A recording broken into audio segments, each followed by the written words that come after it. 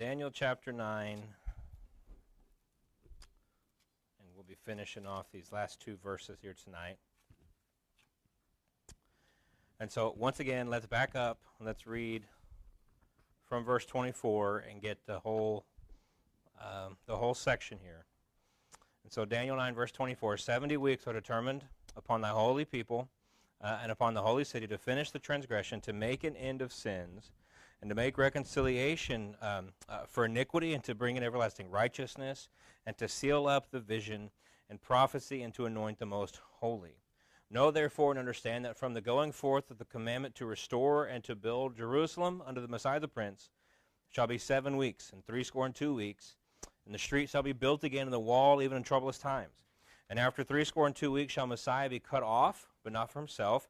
And the people of the prince that shall come shall destroy the city and the sanctuary, and the end thereof shall be with a flood, and unto the end of the war desolations are determined. And he shall confirm the covenant with many for 1 week, and in the midst of the 1 week he shall cause the sacrifice and the oblation to cease, and for the overspreading of abominations he shall make it desolate, even until the consummation, and that determined shall be poured upon the desolate. Okay, so as we've been making our way through this, we have seen, and again, just kind of reiterate, Gabriel is giving Daniel the final plans, promises, and purposes of God to and for Israel. And so for his people. And so he says these 70 weeks, and as again, we'll see this even more clearly tonight, but these 70 weeks are 70 periods of 7 years. We talked about the Hebrew there, it just means 77s. So the context has to tell us 7 what? And so this has become very, very clear at the end of verse 25 and on into verse 26 what those 7s are. But after verse 25, we have made it through 69 of the 70 prophesied weeks. And so in verse 25, you have 7 weeks and then 62 or 62. And so you have 7 and then 62. So obviously you put those together, you have 69 of the 70 weeks given for the completion of God's promises to Israel. And so verse 26 begins with the words, and after, right? And after. So this is important in that it shows us that there is 69 of the 70 fulfilled, and then the events that are about to be discussed in verse 26 take place after the 69th week. And why that's important is because the 70th week doesn't start until verse 27. And so verse 26, it should be abundantly clear that we're dealing with a gap, that we are dealing with a gap in between the 69th and the 70th week. And this is not uncommon in biblical prophecy. There are other prophecies that we could talk about, but I don't want to take, because we got a lot to get through tonight, so I don't want to take the time to do all that. But there is a gap in this prophecy kind of built in. And so, verse 26, again, taking place after the first 69 weeks, or 483 years, however you want to take it, brings us to the time of the Messiah. And so we saw this already in verse 25, that this was determined until Messiah the Prince, and then verse 26, and after 62 weeks shall Messiah be cut off. And so we're brought up to the time of the Messiah. We talked about this last week, how this brings us up probably to the very day that Jesus is riding into Jerusalem for his triumphal entry, which was the only time where people during his earthly ministry kind of referred to him or even acted towards him in a princely manner, right? As they were calling out Hosanna and calling him king and all these things. And so here we see that Daniel tells us that at this particular time, Messiah would be cut off. Now, that particular phrase, we've seen this a lot in Sunday school. That particular phrase is used many times in the Bible, and in Old and New Testament alike. There's a couple of times in the New Testament where it's used as well to refer to somebody being killed. And more often than not, it is a divine judgment of sorts. And so thus, hundreds of years before Jesus would even be born, Daniel accurately prophesied that he would die and when he would die. And that is what is so amazing about this particular prophecy. Again, not just that the Messiah would die. We've seen that in portions of Scripture like Isaiah chapter 53. There's a couple of places, Psalm 22 and others, talking about the death of the Messiah. But here, Daniel not only tells us that he would, but tells us when he would. And so, again, this is just another aspect of this incredible prophecy. And And so as I was thinking about this, I thought about the story. Jesus is walking down the road to Emmaus, or I guess you should say two of his disciples are walking down the road to Emmaus after his resurrection, and Jesus just appears to them.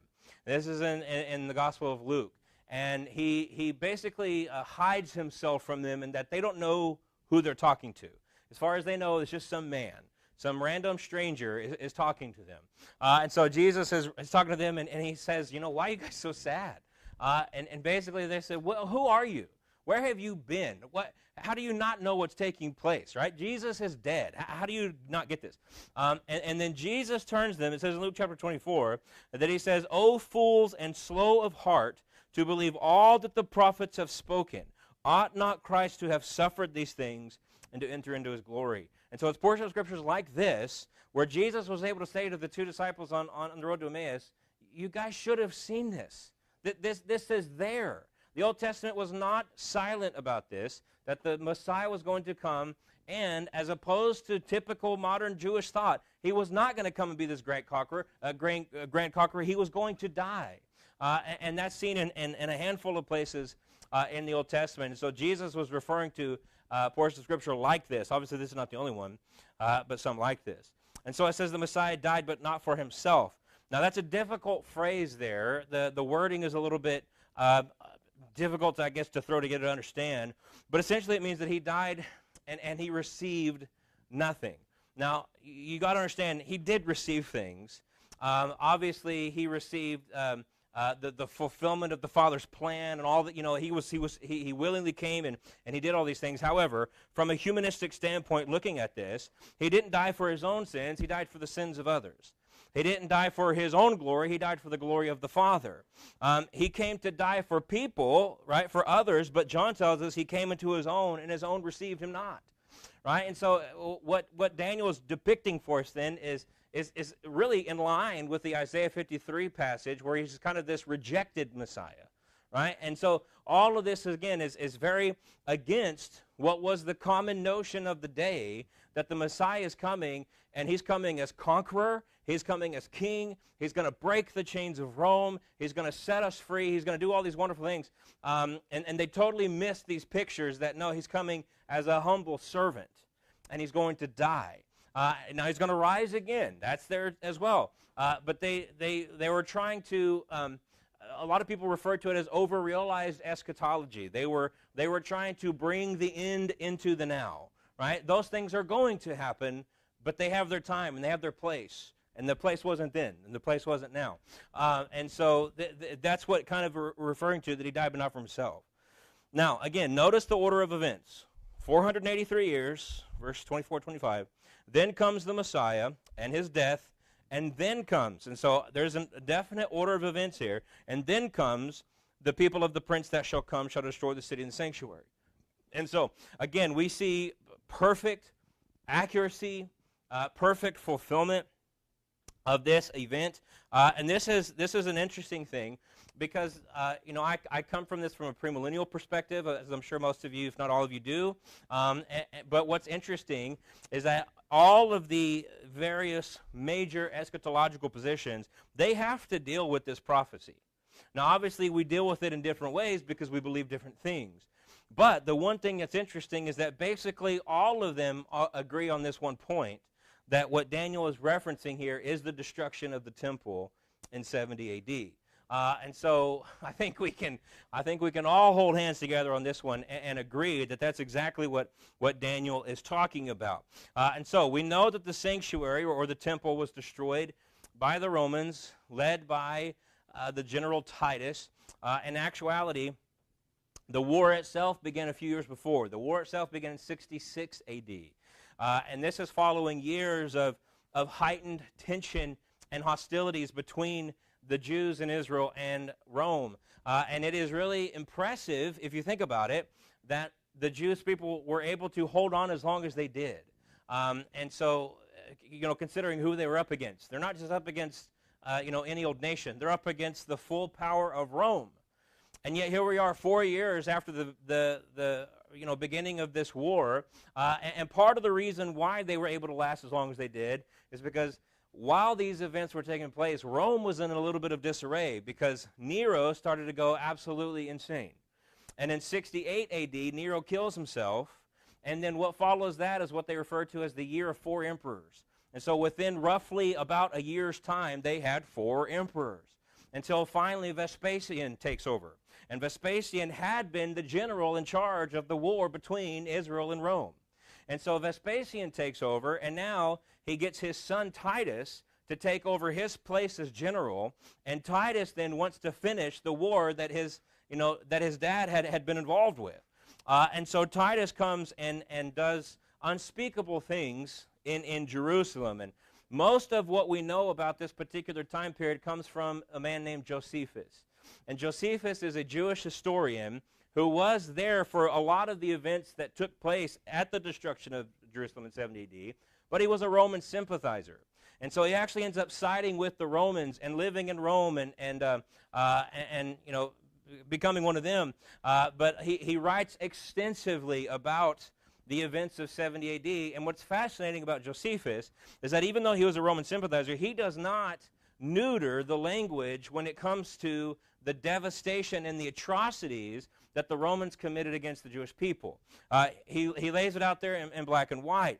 And so I'm not going to get into all that tonight, but it's terrible reading, but it's fascinating reading. And so Daniel describes this destruction as that this was a devastating war. He says, "And the end thereof shall be with a flood, and unto the end of the war desolations are determined." And so that's kind of a broad way to say it's going to be bad. It's going to be very, very bad. Now, when he says it's going to be with the flood, he uses this here, and he uses the same terminology in chapter 11. I have said this for years now. When it comes to prophetic language, as I've said many times, I take the Bible literally. I take the Bible for what it says. That does not mean that I do not understand and realize that the Bible, particularly sometimes in prophetic language, uses symbols. But what differentiates a premillennial from some of the others is that when I see a symbol, I understand that that symbol has a literal fulfillment. And so when Daniel says a flood, it could mean a literal flood, or he could be using prophetic language to describe the kind of devastation that could be described like a flood. And what I mean by that is, we live in Texas. We've all seen a tornado. It might come through a neighborhood and only hit one house. It might come through a neighborhood and take out all but one house. It's unpredictable. A flood's not that way. When a flood comes through, it gets everything, right? Everything is stained by the flood. Everything is touched by the flood. And so when he says it's coming like a flood, it's just pure devastation. Nothing is left out of this. And that's a good way to describe what Titus did. Titus comes to Rome in 70 A.D., and he comes with 4 legions of Roman soldiers. He has thousands and thousands, now the numbers vary, but thousands and thousands and thousands of soldiers against the Jews in Jerusalem. And he sieges the city. And he does this for a long time, and he does it on purpose. In fact, according to Josephus, not only does he siege the city, but this is during the time of Passover, and so he lets people into the city. Now, they think they're going to get out. They don't.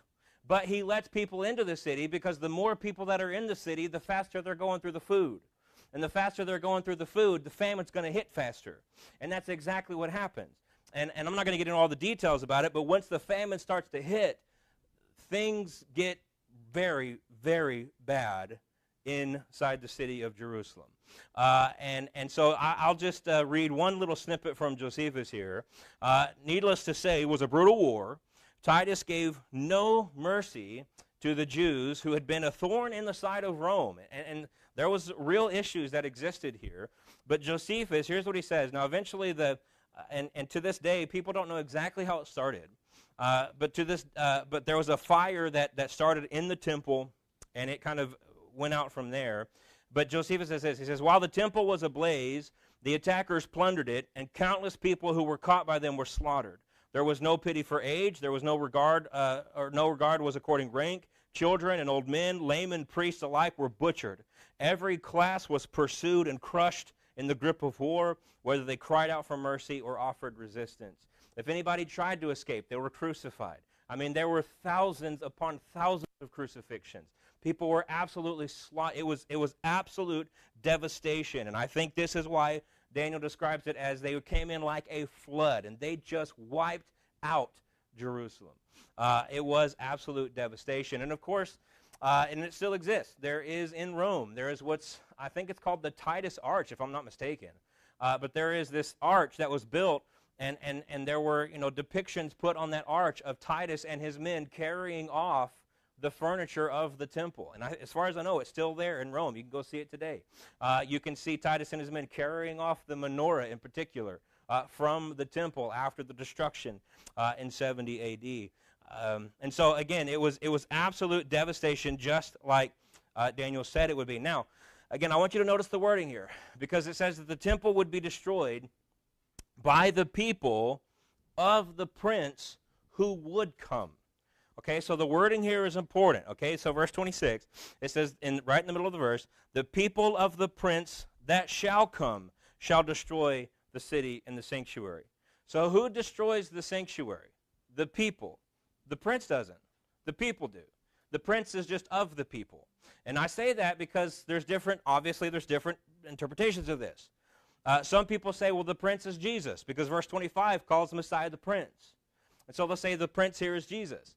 But then that would mean that Jesus is a Roman. So we're not allowed that interpretation. Others say, well, the prince is Titus. He was the one who was leading this whole thing. But again, the wording is important, because the prince isn't the one doing the destruction. It's the people. And Titus was definitely doing the destruction. And so I don't believe that Titus fits the description. And so that leaves us with something else. I do believe that verse 26, which talks about the prince, and even if you notice the King James translators, they saw differentiation here too, because in verse 25, the Messiah, the prince, that's capitalized. Messiah, prince is capitalized. And verse 26 is not, right? And so they realize that this is not Jesus. And so I think this is talking about somebody else. And I think the somebody else is very clearly and obviously the Antichrist. And so the prince then, to me, is the Antichrist. This is the little horn of chapter 7. This is the second coming and the greater fulfillment of the little horn of chapter 8. Right, we've talked about all this, so I won't go through all that again. He is the prince of the people who destroy the temple, meaning in some way, in some fashion, the Antichrist will have roots that go back to Rome. Either he will be an actual Roman, he has ancestors who are Roman, there will be something that ties him to Rome, and as we talked about in chapter 7, the little horn is born out of what? That fourth beast. And so the little horn is born out of the Roman Empire. And so, again, not to rehash all that, but again, as we said there, likely what's going to take place is the final world government will be some kind of a revived Roman Empire. And so, again, we've discussed it. I don't need to get into all that again. But the Messiah, or rather the prince that shall come, is in reference, I believe, to the Antichrist for a lot of reasons, but specifically because of the wording. Right? He will come. The people came and destroyed. The prince will come. There's a separation. There's a differentiation between the two. And then we get to verse 27. And I'm trying to move quickly here. So it says, and he shall confirm the covenant. Well, who's he? The antecedent of he is the prince. And so the prince who will come is the one signing the covenant. Now, what exactly does that mean? Well, we're not told. But we're given here that this is the final week, right? He shall confirm the covenant with many for 1 week. And so here is the final 70th week. And again, we're told, if we're looking at this from a chronological perspective, 69 weeks, and then there's a definite gap, where at the very least, Messiah is cut off, then the temple is destroyed. At the very least, those happen within the gap. And then, after that, there is a signing of this covenant for what will be and constitute the final 70th week.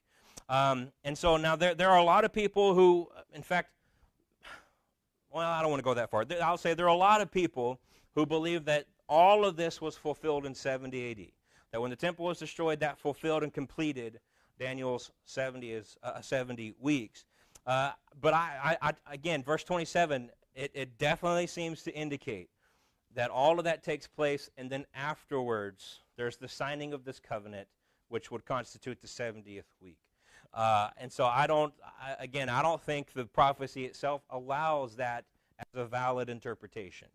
And so either it's already happened at some point in between 70 A.D. and now, that there was a 7-year period, that we just don't know about and we've missed, or it hasn't happened yet. I mean, those are the only two seemingly valid interpretations of this prophecy.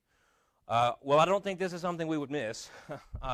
And so, obviously, I think this is something still yet future to us. And so the Antichrist is going to come, and he's going to sign a covenant with many. Well, who are the many? I think it's a global covenant. The many would include most, if not all, of the predominant nations existing in the world at the time of the Antichrist. And so what does that covenant constitute? I think it will constitute peace for Israel. And so he will come in and he will do what nobody else has been able to do. He will, in all actuality, he will actually give Israel peace.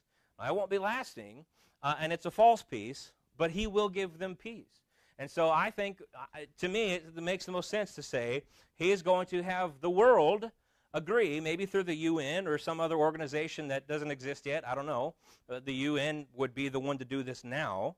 But he would come in and have basically a ceasefire signed by most of the predominant global, if not all of the predominant global world leaders, to say Israel gets her peace, and, by the by, she gets to build her temple. Right? And so this is what Israel has been dreaming of. This is what the people of Israel desire more than anything else in the world right now, is to have the opportunity to rebuild the temple. I've talked about this in the past, so I'm not going to go into the great length here, but there is, and I encourage you to look this up, it's fascinating, the Temple Institute in Jerusalem. The Temple Institute in Jerusalem are prepared right now for this inevitability. In fact, they say it on their website. We believe that the temple will be rebuilt in our lifetimes. That's what they say. And so they have undertaken the goal of building everything that is necessary, and they have done so. They have it. They have the ark. They have the menorah. In fact, the menorah that they built was taken, and it's placed near the Temple Mount. And it's huge. It's in a big glass case right now. That's from the Temple Institute. They have the altar. They have the priestly clothing. They have trumpets. They have all the things. In their words, if the edict was given that we could rebuild the temple, we will get the altar on a pallet, we will get a truck in there, and we will get it on the Temple Mount, and we will be sacrificing within the hour. That's what they have said. They are ready to go. And so there would be no pause. If the signing came and it said, world peace for Israel for 7 years, they can rebuild the temple, they will begin immediately because they're prepared to do this now, even as we speak. Even the red heifer. You know, if you go back into the Old Testament, they had to have a red heifer, perfect, spotless red heifer, and they had to have ashes for certain things. They've got it. They've got them. They're ready to go for this. And so he's going to sign this covenant. Again, it specifically doesn't say with Israel, it just says with many. But it's clearly about Israel because that's what the whole prophecy is about. And so he's going to sign this covenant with many. Ezekiel, interestingly enough, in Ezekiel chapter 38, Ezekiel is depicting wars that are going to come upon Israel during this particular time, and they're going to be utterly unprepared for it because he says they're going to be so confident in the peace that they believe is happening that Ezekiel says when people come to attack them, they're going to find Israel living in unwalled villages, that they're going to dwell without walls, having neither bars nor gates. In other words, they're going to live as if war and bloodshed were not even possible. Right? You could just go home, leave your doors unlocked, leave your windows open. Nothing bad is ever going to happen. And so that's how confident Israel is going to be during this particular time. And they're going to get that peace. Again, they're going to get it for about 3.5 years. They're going to have it. And then at the 3.5 year mark, at the midway point of this week, the Antichrist is going to break the covenant.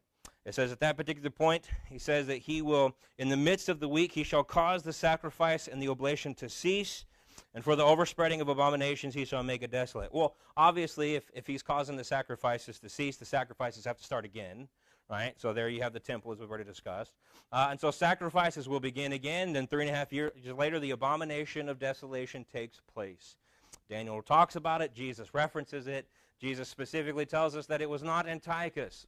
A lot of people would say, well, this is all about Antiochus. No. Jesus says It was still future when he gave the Olivet Discourse. It cannot be Antiochus. So either it was Titus or it hasn't happened yet. I've already discussed, I don't think this is talking about Titus. So again, it must be something still yet future. Again, fulfilled by the Antichrist. We read Revelation chapter 13. And there was given unto him a mouth. This is about the Antichrist speaking great things and blasphemies. The power was given unto him to continue 40 and 2 months, i.e. 3.5 years. 40 and 2 months, and he opened his mouth in blasphemy against God and to blaspheme his name and his tabernacle. So we're specifically told in Revelation that he will blaspheme the tabernacle. In 2 Thessalonians 2, again, this is talking about the Antichrist. It says, who opposeth and exalteth himself above all that is called God or that is worshipped. And then it says this, so that he as God sitteth in the temple of God, showing himself that he is God. And so he's going to take this way farther than Antiochus took it. Antiochus sacrificed a pig on the altar, right, and then forced the priest to drink some kind of mixture of what happened when he sacrificed that pig. But the Antichrist is going to go into the temple and say, no, I'm not sacrificing a pig. No, I am God. That's what he's going to say. This temple doesn't exist anymore because you will worship me. I am God. That's what he's going to do. So he's going to take it way farther than Antiochus took it. He's going to take it way farther than Titus took it. Titus also sacrificed pigs, but he did it outside of the temple. He didn't do it inside the temple. So again, this man is taking it way farther. They were foreshadows. That's what they were. They were foreshadows of what he would come and do. And so all of this will happen. It says, even until the consummation, and that determined shall be poured upon the desolate. That determined. And so I like the fact that this prophecy is bookended by this word. It is bookended by the word determined, right? We can stand confident in the fact that God determined it, and it is going to happen. Now, I want to close with this. It doesn't end with the Antichrist being worshipped. That's not how this thing ends. Because the end was actually given to us at the beginning. The end was given to us in verse 24. Because it doesn't end until the 70 weeks are over. Not at the midway point. It doesn't end until the end. And at the end, it says that these 70 weeks are given to finish the transgression, to make an end of sins, to make reconciliation for iniquity, to bring in everlasting righteousness, and to seal up the vision of prophecy, and to anoint the most holy. That's the end. That's what's going to happen when these 70 weeks are over. And so 70 weeks then, 490 years, have been determined for Israel, but a gap has been determined for the church. So we're living in that gap right now. We're living in what the New Testament calls the times of the Gentiles. That's the time that we're living in right now. And so we're waiting for the end of these things. We're waiting for this final 70th week, but that does not mean that God has forgotten his promises. That does not mean the church has overtaken those promises. That does not mean that we spiritualize these promises to oblivion and they don't really mean anything anymore. No, we're told in 2 Peter 3:9, the Lord is not slack concerning his promise, as some men count slackness. He says, but he is long-suffering to usward, not willing that any should perish, but that all should come to repentance. And so if the question is asked, well, why has he waited so long? The 69th week ended 2,000 years ago. What are we waiting on? He's waiting to give you and others the opportunity to come to repentance and to know Christ. That's what he's waiting on. And so the long-suffering of God, the patience of God, is a sign, a symbol, an overflowing of his love for humanity because he wants people to come to know him. And so that's why it hasn't happened yet. If that's the question, why has it happened yet? It hasn't happened yet because God wanted you to have a chance to get saved. That's why it hasn't happened yet. And so here again we have what I've been saying all along, one of the most important prophecies in all the Bible, very specific, not only in its purpose, but in the actual prophecies, the details that it gives. And we're still waiting on the completion of this. Most of it has been completed, but there's still one final and very important week of Daniel's 70 weeks.